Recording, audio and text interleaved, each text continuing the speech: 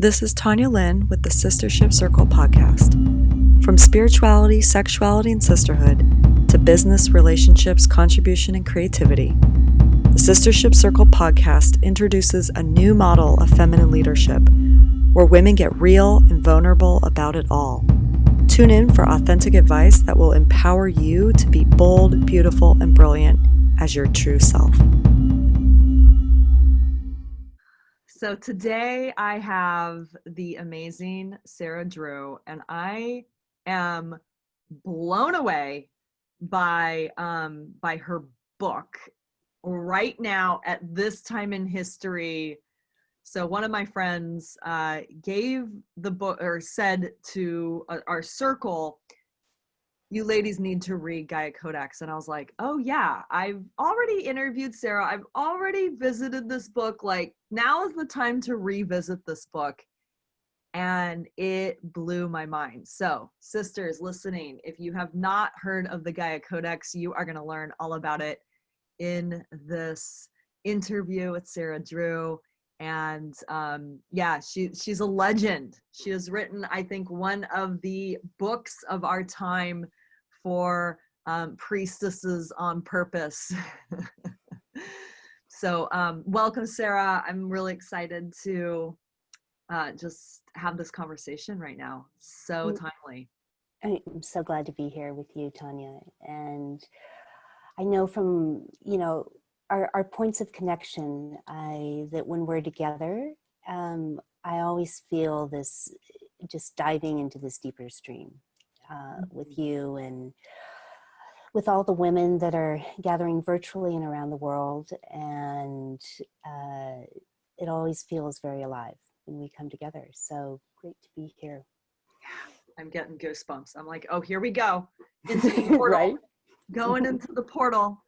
Yeah. Okay, so Gaia Codex, if I just want to give my little interpretation of, like, for those who haven't heard of it or haven't read it yet, you will. Now's the time to read it. Is basically at the end of civilization. And it's turning over of the world. It's this basically this priestess and the priestesses coming together to usher in, like, what's next. Like, it's the death of this civilization and the rebirth of what's next. And so it's just this magical story that feels, I mean, it's got all the, it's got codes in it. It's got priestess code, like real codes. And it just feels so, it just felt so real to me, even though it's a novel. But it's set pretty much around this time, right? It was like, when you wrote it, it was like 2020 to like 2050, like halfway through this century that this was happening. And so I was like, whoa, like, here we are actually at this place where it feels like civilization is breaking down. We are on the cusp of this death rebirth. And here Sarah has written this novel about it. So I want to start there and have you just tell us about, writing this book and anything else that's wanting to come through about this, and how this relates obviously to where we are in history. Yeah, it's so interesting to be at this this turning point, this place of potential right now. And I feel many of us have, without knowing the details, without knowing how it would come about, have felt this time and place, this possibility for the world and for Homo sapiens and for sentient life living together to birth itself anew. And for me, the first tremors of the novel came in the late 90s. And I think that's probably 2001 or so. I wrote the prologue and started to write the novel in seriousness, 2008, 2009. And it was, and for many of us here that are listening as we're doing our own creative processes, There were certain transmission memes that were to be in it in a certain time and possible future. And the future, of course, is very dynamic, that it was to speak about. And, you know, it's a story of the ancient lineage of women that through the rise and fall of cultures have held regeneration codes for the planet. And these are called the priestesses of Astera. They're priestesses of the star, but also very much tenders of Mother Gaia and Mother Earth. And when there's these times which come through history, we can see it strewn throughout the myths, where the world will birth itself anew.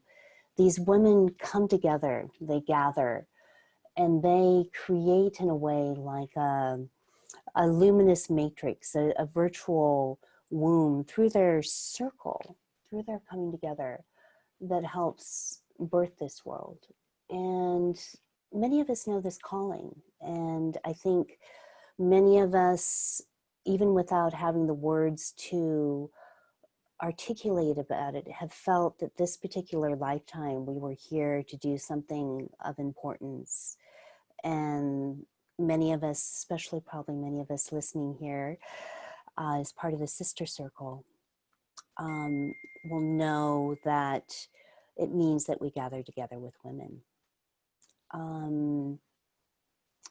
For me personally, being at this point where I think I spent so much time in this future, to be here in present moment feels like a big relief and a great joy and happiness, despite many of the parts of the shadow that we're getting to collectively look at. I feel a happiness that the veils are falling, the scales are falling, and the energy is starting to flow. You know, the Shakti is starting to flow that will allow us to collectively rebirth what it means to be a Homo sapien and a human on planet Earth. So I have a feeling some people may be like, what do you mean you're happy? Like everything feels like it's falling apart, right? And the shadow is painful. It is heavy. Like this, and so many women are experiencing so much rage and so much grief. What do you mean you're happy, Sarah? Yeah.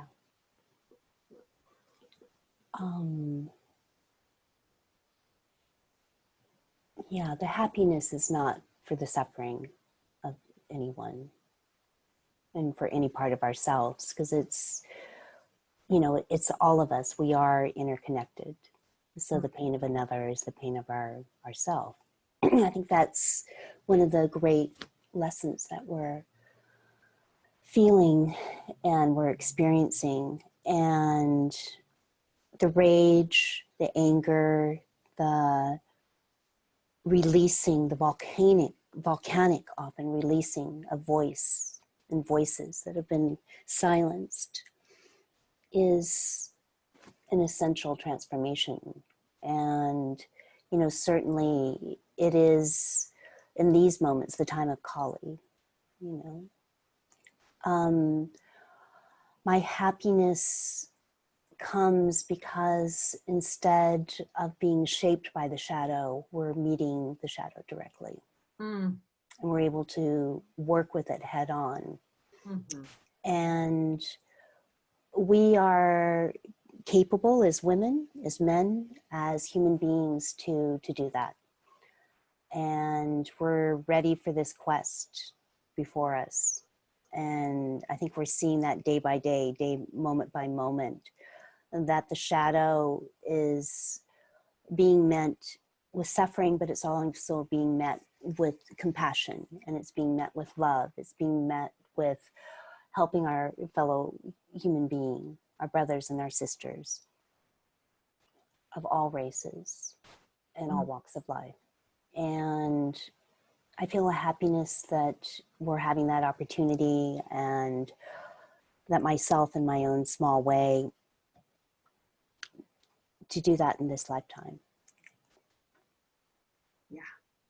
Yeah, I so get it. It's like we were brought here to this life right now for a reason, and it's right here, right now. Yeah. It's like we've been in preparation, we've been in training. It's like, it's been this rhetoric of, like, I'm here for this time, I know I'm here for a reason, but it's like real now. Yeah. Like full on. Yeah. And it's interesting to move from, and they're all different just archetypes we get to play, and it's important to, of course, embody as many of the archetypes as possible, and it's a blessing to have the experience to embody ones, but to go from being an outlier to move into it being more widely accepted. I think many of these visions that we've held, and it's not important whether it's outlier or not outlier, or they all have their purpose. But I think now, so many of us are really having the opportunity again to have the veils pulled and to look more clearly at what does it mean to be human on the planet? How do we want to continue? What sort of civilizations do we want to build in the future? Starting now, starting today, starting with our inner relationships with our families and our friends, and how we raise our children. And we have the opportunity to create magic together. Yeah. Yes. There's just so many places we can go right now, but I'm very present to this piece that you were talking about. And I remember in the book, the priestesses are coming together from all the lineages, from the past, to create this virtual womb, you said, right? In this ushering in of the next civilization. And so how is that happening now? Can you speak into this piece? Yeah, I mean, I would say, there's, on one level, there's so many organizations like yours that have really been cultivating what it means to be in circle with other women, the infrastructure for that, the actual gathering of that. I think there's this web of different women who have really felt that that's their call. And, I think what you've done has been so powerful in that way, because I really sense that you, any women from all walks of life are welcome with you. Yeah. And, mothers to young women who are, just coming out of college or in college, it's any age, any social ethnic dynamic, and that's what it is, right? With that, so I feel that there is this web of circle gatherers that have really been doing the work and doing that. I also feel that many of us, as we come together, as we're in circle, as we listen deeply, and sometimes it's through mentorships where we're learning from elders, which is so valuable, but it also is realigning to that deep listening within ourselves, because we have those codes, we have those knowings within us. And if it wasn't given to us by our mother, or if it wasn't given to us by our grandmother's grandmother, somewhere down in each of our lineage lines, there's been a way where women have been close to the earth, have protected the earth, and we're part of the sacred mysteries of the sacred feminine. And it's there also in our collective. Joseph Campbell would always talk about that there's this ability, and Jung as well, right? That lineage of thought was that you're able to access the collective consciousness. And so this is there in the Gaia Codex. It's there as the Codex. It's something that's a living tradition that's available to each of us. And that happens through initiation, it happens through listening. But I feel that we're at this time where we are more directly accessing that information. And I think it's often and can be very heightened in its activation through sister circles, through circles coming together. And, you know, this understanding we're each a piece, facet of the diamond and of this sacred transmitted knowledge. Mm-hmm. Now, you mentioned earlier there were a few of these codes that you really wanted to make sure that were in the book, right? Yeah. So when you were kind of formulating the book, can you speak to that? Yeah. It was interesting when I was doing that, and since then I've worked with other women writers, and it's interesting how I think there's a way of writing that women are doing that is different than maybe is kind of the traditional way of the book. And how it came to me was a mandala of visual symbols. Some of them, I mean, they're very, in some ways, easy to trace within the book, but, you know, that's the idea of this continuity of the lineage of the sacred feminine and her priestesses through time, even when they've been quiet. And it's been something that's been in all cultures and all places and times. And that there's women that birth through lifetimes with that remembrance, with those seeds, with those learned and cultivated skills, that they are able, they have the possibility or potential within a lifetime to enact. And of course, many of us have many lifetimes, if you believe in transmigration of the soul, as a construct or as a truth, that we've had to be quiet. And maybe it's something that we just practiced with a few, or maybe it was something that we didn't practice at all because it was too dangerous. But now we're at this time where we can gather. So that is one of them. Another is the idea of metamorphosis. And that is the ability of the species to be constantly evolving. And in this case, reconnecting with the trans-species DNA code of the planet and with Gaia herself.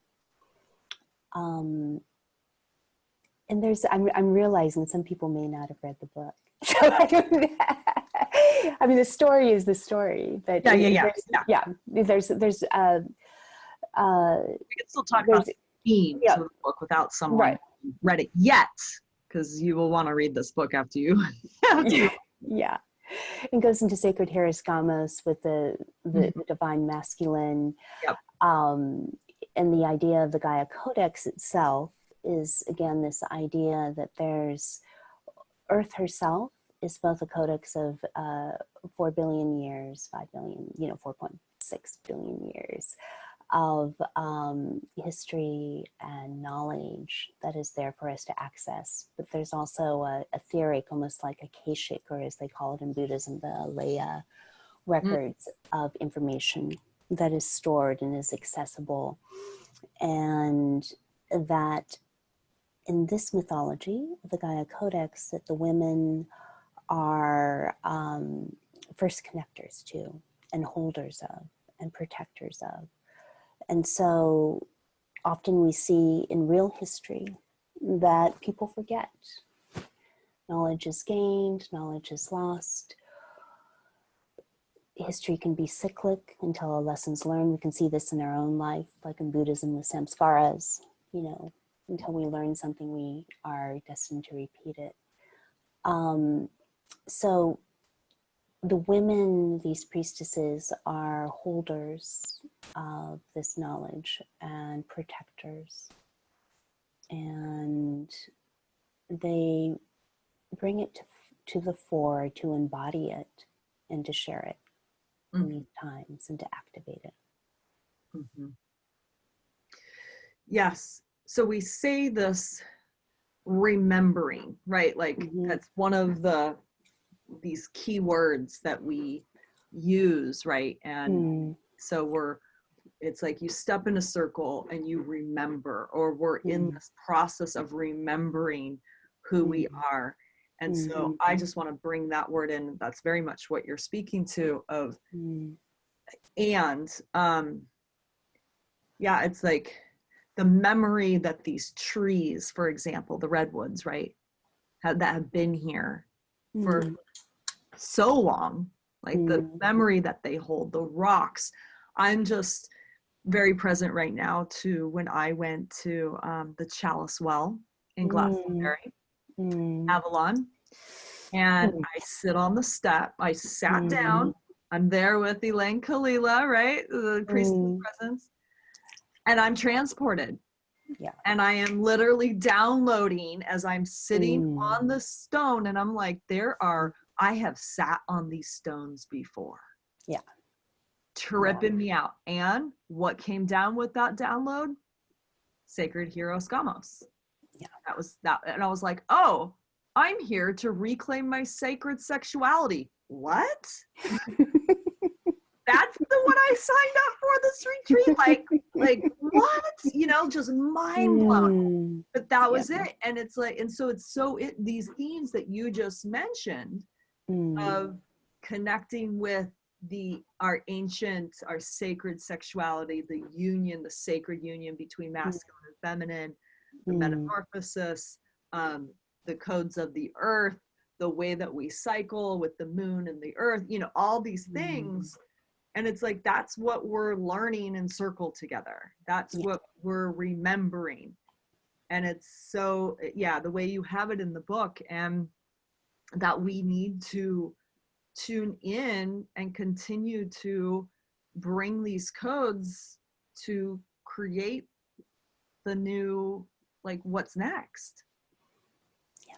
I mean, because right now we're at that place where it's like, okay, well, there's an agenda to potentially get rid of all that. So are we, you know, what are we standing for right now?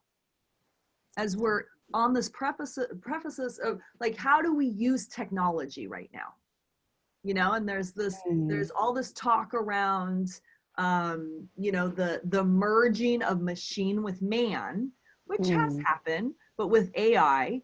And okay, so that's already here, but are we going to erase the human soul? Because it feels like there's an agenda there with not having people gather and all these things. And that piece that you said around gathering in secret, I feel like I've been doing that the last couple months as one of the only ones holding circle in my living room when we're not supposed to, right?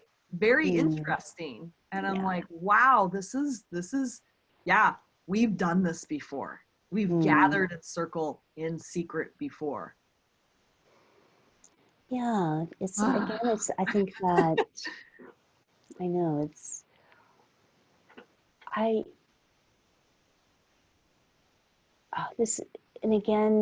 may feel counter to a lot of what many of our day-to-day experiences, but I really feel not only hope, but I feel the upswell right now of things being broken open, and the structures that many of us, in social agreements that many of us even have tacitly been part of, even if we're revolutionaries against it, we're part of these tacit agreements of social content, of conduct against the earth or with the earth, of how we consume.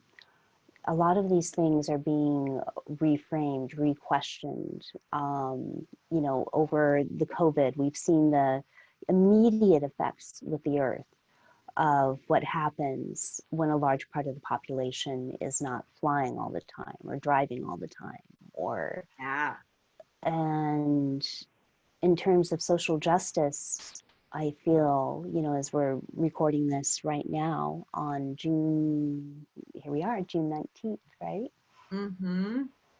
Juneteenth. And, you know, we're here on a historic day. That there is a collective, not a unanimous, but a collective voice of saying, okay, we can change it, and we can create a different world to live in, to experience together. I really feel that it's so important for all of us and everyone that's listening today, like, really consider in yourself, like, what is that seed of how you see the future? What do you see in 10 years? What do you see in 15 years? What do you see in 20 years? What do you see in 5 years? And draw a picture of it, write a poem about it, sing a song, dance it, and have it as part of your day-to-day ritual. Because I think the listening is important. There's forces certainly larger than ourselves, but I think there's the opportunity for us to be proactive on what we want to create together. And as the veils are broken open and as societal structures are collapsing, this is the moment to really take agency, and for us to take leadership and to take visionary proactiveness and delight in that. Yes, yes, yes, yes, yes. I'm like, yes. Oh, it's so good. Oh, yes. That is exactly it. And I'm just even visualizing right now as you're speaking, like group visioning, circle visioning of our future, right? And the power of that. And how when we come together in circle and we speak things into the space, that intention in the circle gets amplified by the collective energy.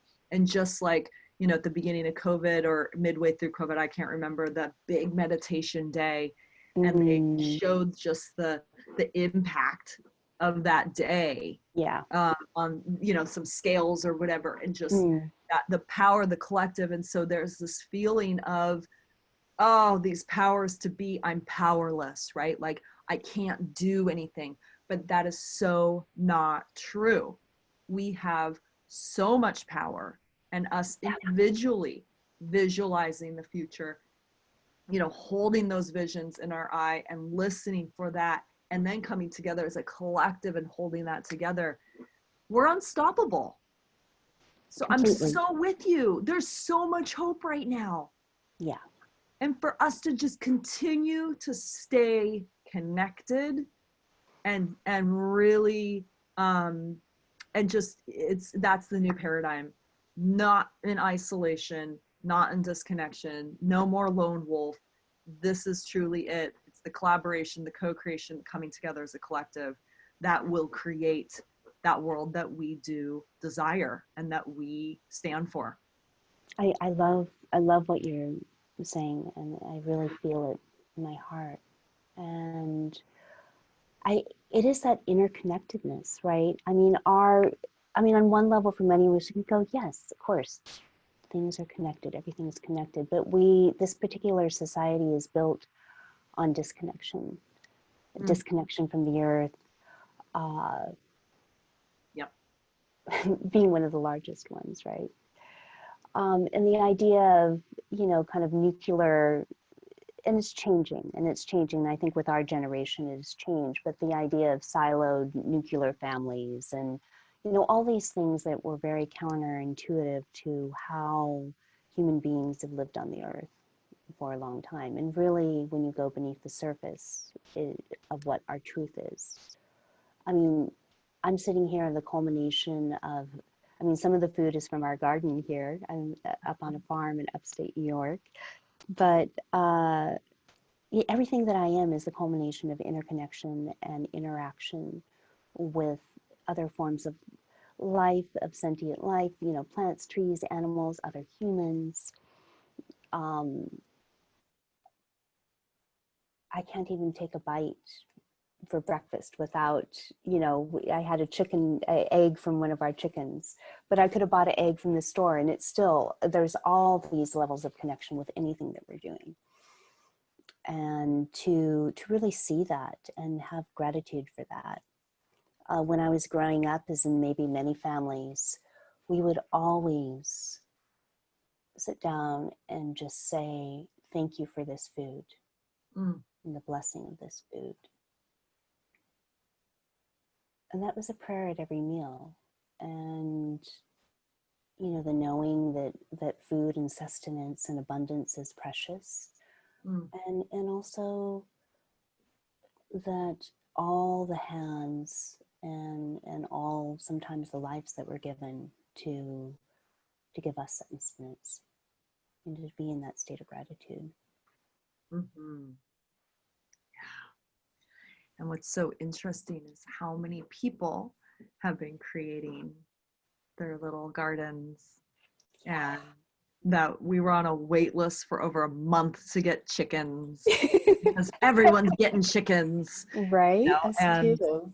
it's like back to the earth. It's so amazing. Like really, this people really seeing that that's important, that we need to remember these things, how to do that, how to grow our own food. And if systems do break down and chain lines, chain supply breaks down, then what are we going to do about food? We don't know. We got to be prepared. But it's more than that. There's like that's the opportunity and that's the thing with the shadow, right? Is like we can look at that the shadow is giving us the medicine we need. Yeah. And so the shadow of COVID was like, okay, well, now I get to do these. It forced us to do the things that we kind of knew, but it's like the garden or, these little things. For me, homeschooling, right? It's like 10 years I've known about the power of home. Like I remember being so inspired back in 2010. I met this woman and her kids who were homeschooled, and they had their little businesses in middle school. And I was like, I want that. I don't know when I'm going to have kids, but that's what I want. And then it was like, that's not possible, and I was like, I gave up on that dream. And then it was like, oh, thank you, COVID, for reminding me of that. Like, yes, actually I can have that. It's not hard. And that is actually what I truly desire. And I'm going to create that for my children. I'm not putting them in the old broken system of education. No, thank you. Wow. That feels so great. Mm-hmm. Yeah. I know. Thank you, COVID. So many things. Yeah. So many things. Yeah. Mm-hmm. So I'm just thinking about that. There's a scene in the book where walking through the kind of this decaying bodies all over the ground, the end of civilization. It's there, and that, what was it that wiped out the people? It was a virus. How'd you know that, Sarah?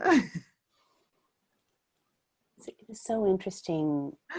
I was hoping it was a warning, right? Just kind of playing it out. And that scene is very extreme. I don't think we have to go there. But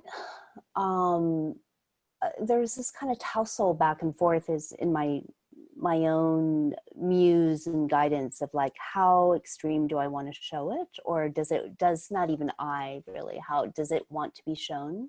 But I think that scene in Gaia Codex is there as a warning. If we don't take heed to the warnings, that's what could happen, right?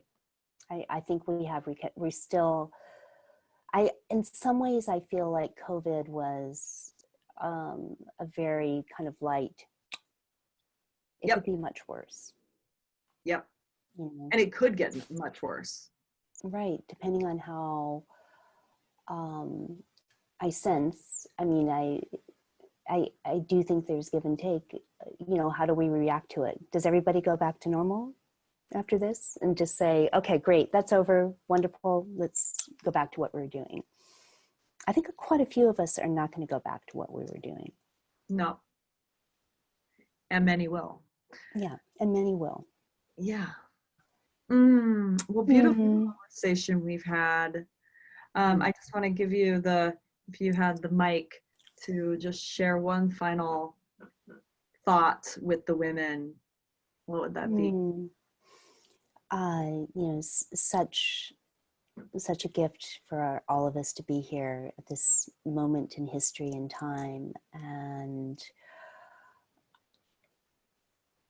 I'm really just feeling the spark that resides in each one of our souls, and the burning flame that is happening as we gather together.